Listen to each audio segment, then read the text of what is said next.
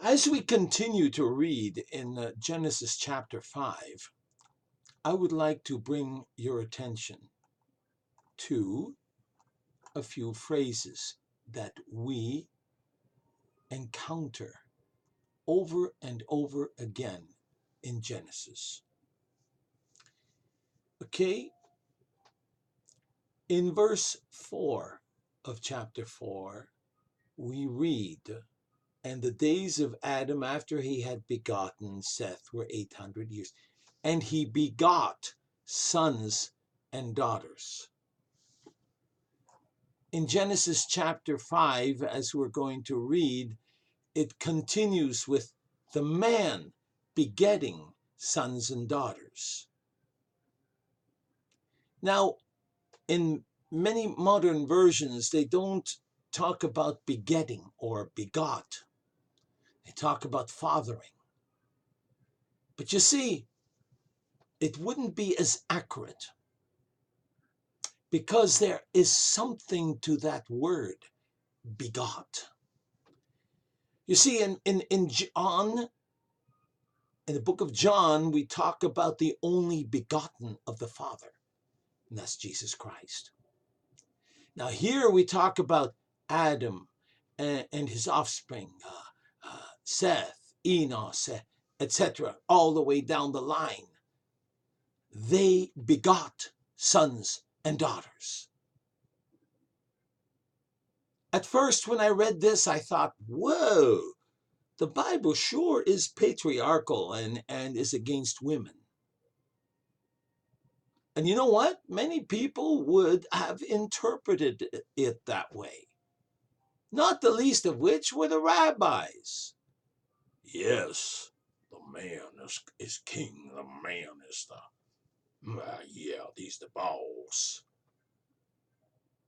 But the Bible here gives us a clue to something which we alluded to before when we were talking about Eve's seed, the seed of the woman.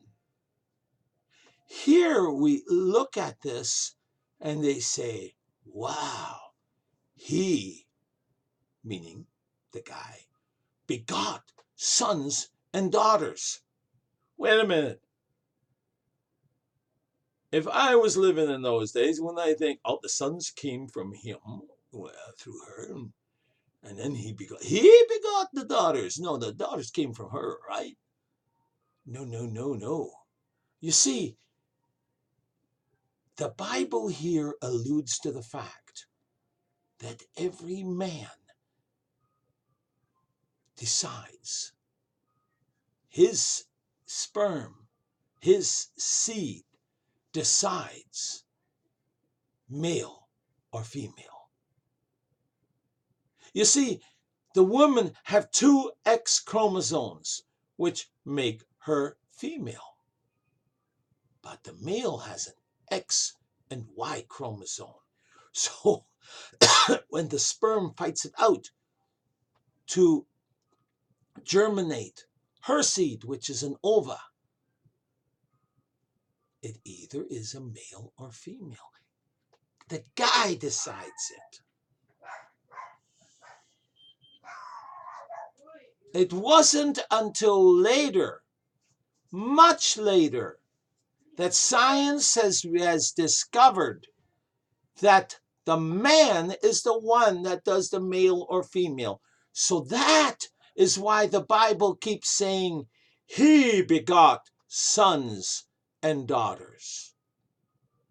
So let's read and then see if we can conclude this thought on Genesis chapter 5, 6 to 11. And Seth lived 105 years and begot Enos. And Seth lived after he begot Enos 807 years and begot sons and daughters. He begot the sons and daughters. Did you get that? And all the days of Seth were 912 years and he died.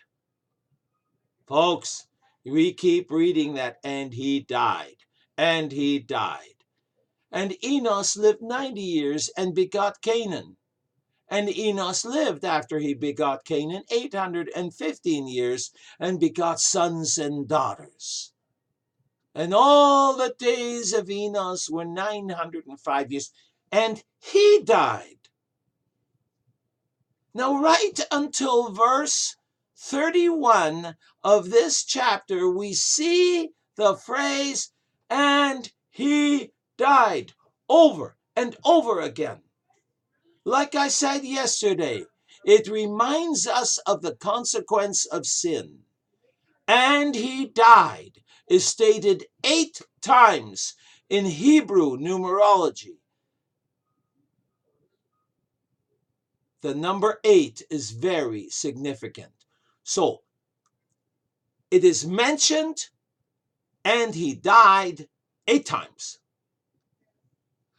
And if 8 means something significant, it's the number signifying in Hebrew new beginnings. And if that is true, it is no coincidence that the 8th death introduces us to Noah.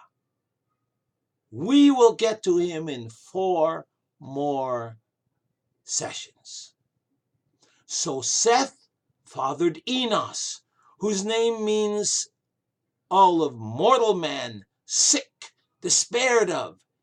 He must have been some sick child to get people to start calling out to God by name. We can see that God answered marvelously in that he lived 905 years before he died. God still answers prayer. You see, all of that we get from the meaning of names. Isn't that something? Remember when we said that the meaning of names are like a journal? The name of Enos' son in the genealogical line of the coming Messiah is Canaan. We previously learned that Cain meant possession, right? But Canaan means possessor, overcomer. Hallelujah! God still gives us the means to overcome after all these years. The names of the early pre-flood patriarchs in the line of the promised seed are all authenticated in 1 Chronicles 1, 1-4, and Luke 3, 36-38. The list of ages in the primeval history shows a total of 1,656 years from Adam to the flood.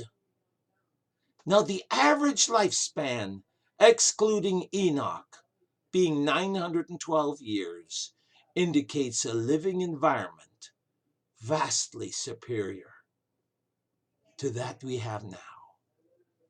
Now, as I studied, I found it amazing that the meaning of names in a genealogy could tell us things. I hope when I show you the meaning of the names, it has helped you too to understand something about what the Bible is trying to tell us in these early chapters of the book of Genesis.